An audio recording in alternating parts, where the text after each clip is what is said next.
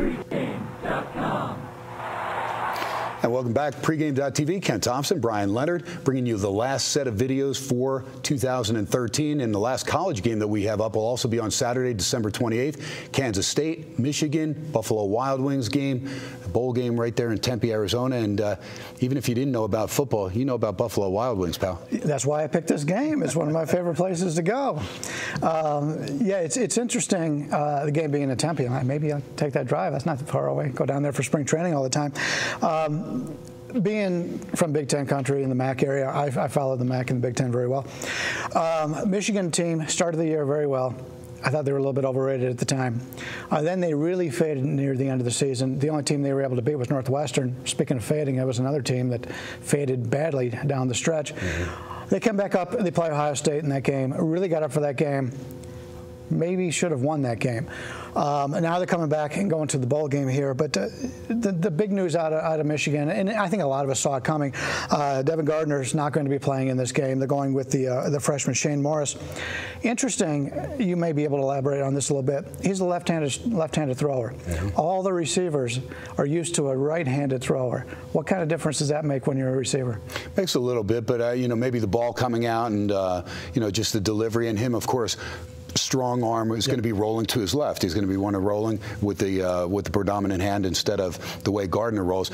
Gardner's been inconsistent at best percentage-wise. We know that. You know, on a good day, he can throw for 3-4 touchdowns. On a bad day, 3-4 interceptions. We've seen that many times this year. Brady Hoke will give the freshman a shot, and you know, if Morris can come up big, it's going to give him some experience for next year. He's been taking the snaps with the first team over the last couple of days, so that's huge. But this team has been a disappointment. You had Toussaint, you had you know, pretty solid running back.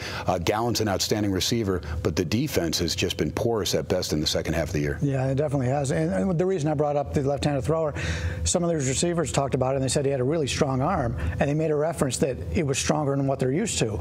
So not only now are the balls getting on him faster, they're getting on him with the opposite spin. That could be a concern in this game. And he did take a few snaps, played a little bit in the opener. I believe they played Central Michigan. So he's had a few snaps on the season. But he is a freshman coming in, and it wasn't until the last few days that we knew for a fact that Gardner wasn't going to play. He was still up in the air, could have gone either way. So it wasn't like, you know, maybe a South Carolina situation or whatever, when you go into the ball game and you know who's going to quarterback all the way through. So, well, the one thing we do know is Coach Snyder there for Kansas State. He's gone with the two quarterback tandem, and it's been successful. I mean, Waters, Sam's both outstanding. Sam's one of the better running quarterbacks in the country, and a big guy. He's not one of these quarterbacks that looks to just kind of get out of bounds. He'll lower the shoulder and knock you on your butt. Yeah, I made a lot of money this year playing on Kansas State, coming off the year they had last year and the last few years. The quarterback that they had, everything quarterback, one style of play, now slightly different. They struggled a little bit offensively early in the season, but you go back the last 6 games, they've scored 30 points or more in every single game. This is a team that's going into the bowl game, which I believe is peaking. They may have some effect here on my play. And the good thing is that you got Lockett and Thompson back a couple weeks ago prior to the end of the season. Those two guys are two big playmakers, both banged up throughout the year. Once they got clicking, take some pressure off those two quarterbacks. And I think it's a team that you know is going to be well coached. You know they're well coached. They don't beat themselves. The only time they did do that was against Oklahoma State, which was a rarity. But that time they had double digits in penalties, and Okie State didn't commit any. So that was the reason that they lost that game. They only lost it by 4 in Stillwater. So pretty good Oklahoma State team, and better Kansas State team, I think, overall. But this is your play. Bryan Leonard, Buffalo Wild Wings, Kansas State, Michigan. Let us know what you got. Every time he says Buffalo Wild Wings, my mouth starts watering a little bit here. Good thing Marco's not here. He'd make a rude joke about a fellow fat man. But we'll just stick with the football game here. You know, Kansas State hasn't won a bowl game since 2002, which is kind of amazing when, you know, Bill Snyder hasn't been there the entire time, but he's been here the last few years, and they're not winning these bowl games. I think this is huge for Kansas State. This is a game that they really want to play in, a game they really need. Michigan, a down season, now playing with, you know, the backup quarterback, a freshman quarterback. I don't know if they have the same want in this game, the same need that Kansas State plays. I know, you know, in the NFL we always say you don't want to play a team that must win, But I think with Bill Snyder in this game, and obviously it's not the NFL, Bill Snyder's going to have this team ready in this game. You look over how these teams play yards per play. Kansas State is a full yard per play better on the season than Michigan. Now, that's not showing up here in the line, open in the 3 range. Now with the quarterback decision, it's moving up to 4.5. Wouldn't surprise me on my account that this line gets close to 6 by game time. I don't see a lot of people that are going to be on Michigan here. Kansas State has scored 21 points or more in every game this year. They started off early in the season, struggling slightly offensively, but as the season's gone on, they've been rolling. As I said, the last 6 games, 30 points or more.